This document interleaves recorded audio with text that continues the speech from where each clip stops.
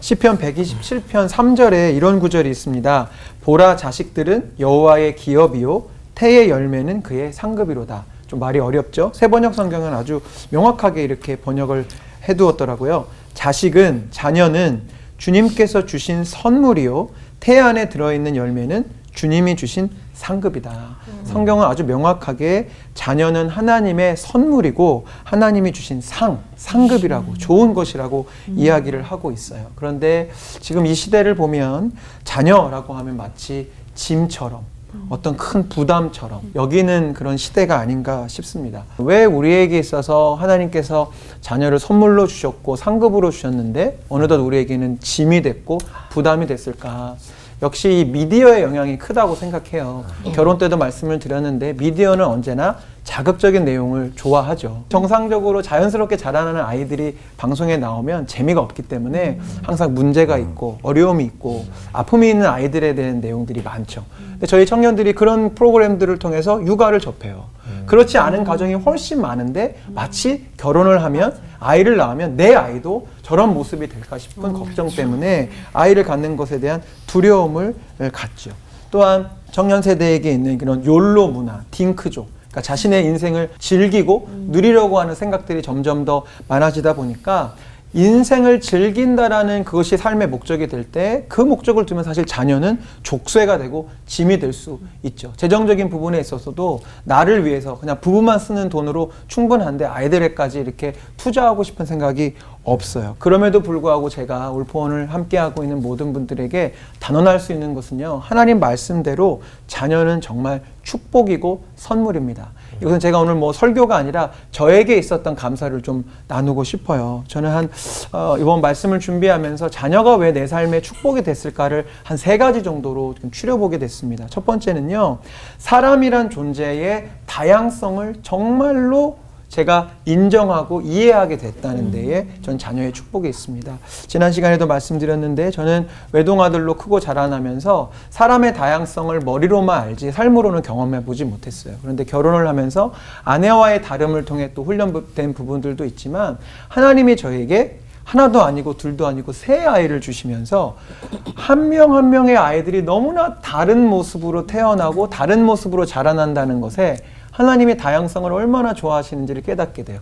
방금 보셨던 출연했던 이 3아이들이 아침 루틴이 다 다릅니다.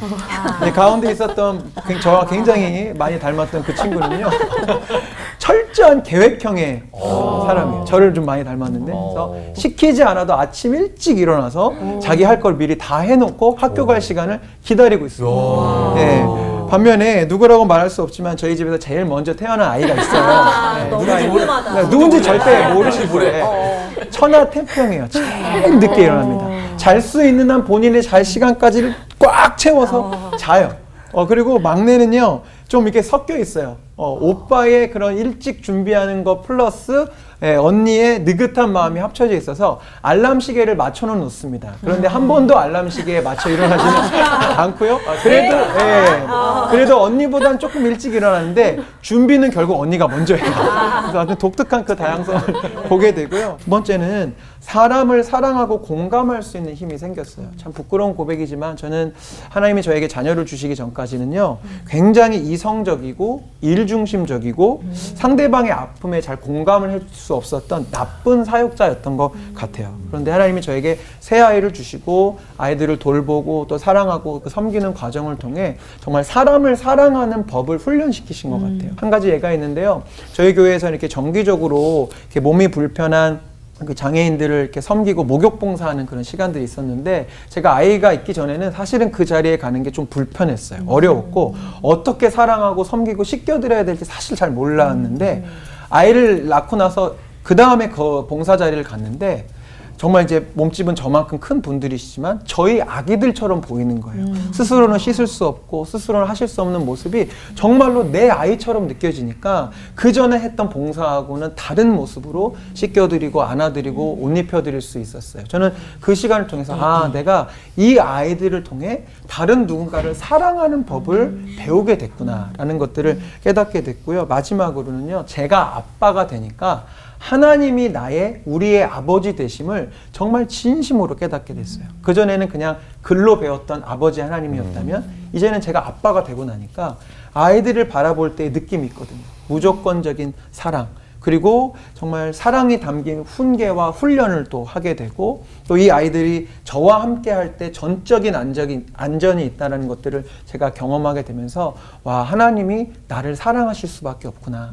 내가 뭘 잘해서가 아니라 그냥 나는 하나님의 자녀니까 사랑받을 수밖에 없구나라는 것들을 그렇게 깨닫게 됩니다. 오늘 이 내용을 준비하면서 저의 나름대로의 신앙 고백과 감사의 고백을 좀 적어왔어요. 제가 좀 읽고 말씀을 매듭짓도록 하겠습니다. 저는 아빠가 되지 않았다면, 또 주님이 제게 새 자녀를 주시지 않았다면 사랑할 줄 모르는, 공감할 줄 모르는, 희생할 줄 모르는, 그저 일만 잘하는 나쁜 목사가 되었을 뻔했습니다. 그런데 주님이 제게 지유지찬 지안이라는 귀한 선물과 귀한 상급을 주셔서 조금이나마 진짜 목사가 되어가고 있는 중입니다. 그리고 이 귀한 아이들 덕분에 하나님 아버지의 마음이 너무나 믿어진다는 것이 저의 가장 큰 행복입니다. 그래서 참 감사하고요. 그래서 참 복입니다. 제게는 가장 큰 축복입니다. 기도하겠습니다.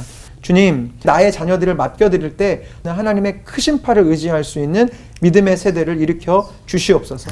우리의 가정을 통해 새 일을 행하시는 예수 그리스도의 이름으로 기도합니다. 아멘. 그 자녀분들이 이렇게 잘 자라는 거, 잘 커가는 거 보면서 다른 교회에서 청년들이 또 상담 요청 같은 것도 굉장히 많을 것 같거든요. 뭐 예를 들어서 뭐 아이 안 낳고 그냥 둘이서 잘 살면 어떠냐, 그냥 우리끼리만 잘 살자, 뭐 그런 질문도 많이 받으실 거 아니에요. 네네. 그럴 때는 뭐라고 답해 주시나요? 네, 청년들 제자들한테 그런 이야기를 해요. 왜 결혼을 하지 않으려고 하는지, 그리고 왜 아이를 낳지 않으려고 하는지, 그 이유가 중요하다. 정말로 사도 바울 선생님처럼 하나님의 나라와 영광을 위해서 그래서 너희가 아이를 갖지 않으려고 하는 거라면 얼마든지 기쁘고 축복할 수 있는 일이지. 근데 한번 그 이유를 한번 잘 살펴봐라.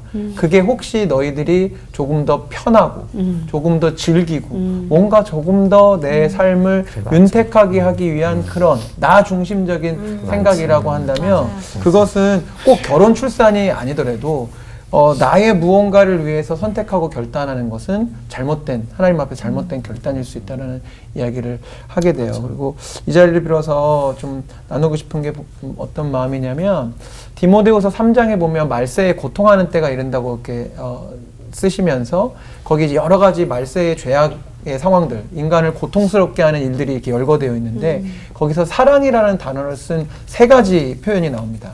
자기 사랑과 돈 사랑과 쾌락 사랑하기를 하나님보다 더하는 그 세대가 올 것이고 그로 인해서 고통스럽다. 근데 가만 보면 결혼을 기피하고 출산을 기피하려는 게 사실 이 세 가지 사랑이 다 맞닿아 있어요. 자기 사랑이 있는 거죠.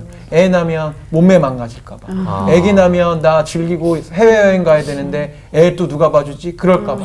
자기의 쾌락과 돈과 자기 사랑으로 이런 것들을 결단하게 될 때 젊은 시절에는 그것이 나 자신을 위해서 좋은 결단이라고 생각할 수 있지만 성경이 말하는 그것이 결국은 참 위험한 발언이 될 수도 있겠지만 그것이 결국은 난 좋아서 선택했던 그 일이 나에게 고통으로 돌아올 수 있다는 것을 좀 성경적인 지혜를 좀 받아들여서 지금 잠깐의 즐기고 편안한 것을 생각하기보다 조금 더 긴 또 영원한 행복을 생각할 수 있는 청년들이 됐으면 좋겠다라고 제가 조언을 합니다.